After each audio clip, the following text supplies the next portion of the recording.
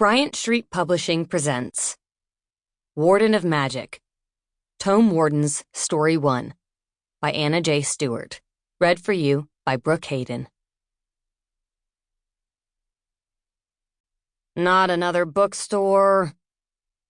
Grateful for the distraction given the day ahead, Clara MacQueen stifled a grin at her sister's tortured groan and gazed through the grimy, cluttered window of thistles and thorns.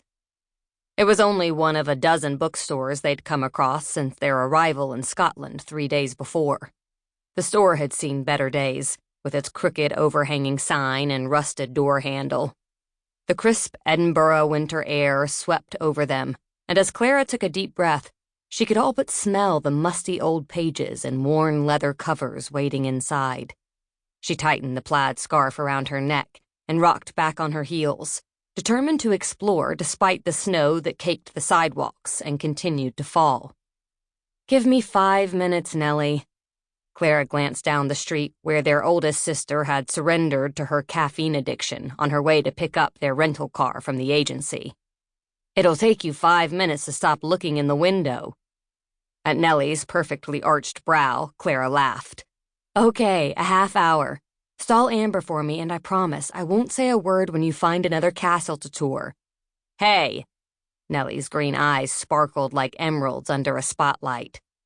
"It's Edinburgh, for crying out loud. What else are we going to do? Visit bookstores?" Clara's eyes watered against the chilly breeze. "We made a deal. You get your castles, Amber gets her art galleries, and I get to buy another suitcase because you've already run out of space. How many antique books do you need, anyway?"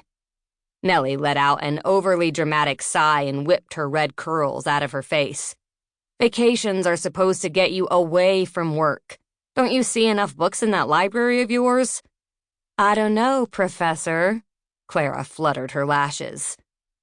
"Added any more history notes to that card catalog brain of yours?" Nellie smirked. "I'm not a professor. Yet. And my students love to hear about all the places I visit when we travel." She hesitated, some of the humor fading from her eyes. "Of course, the one character trait we MacQueen sisters share is the talent for procrastination. We agreed we can't play the entire time. We have to go and see our mother sometime." "Why?" Clara bit the inside of her cheek and focused her attention on the beautifully decorated lampposts, rather than the chiding expression on her older sister's face. Given the 3 girls had been abandoned by Shona MacQueen before any of them could barely say mama. Sample complete. Ready to continue?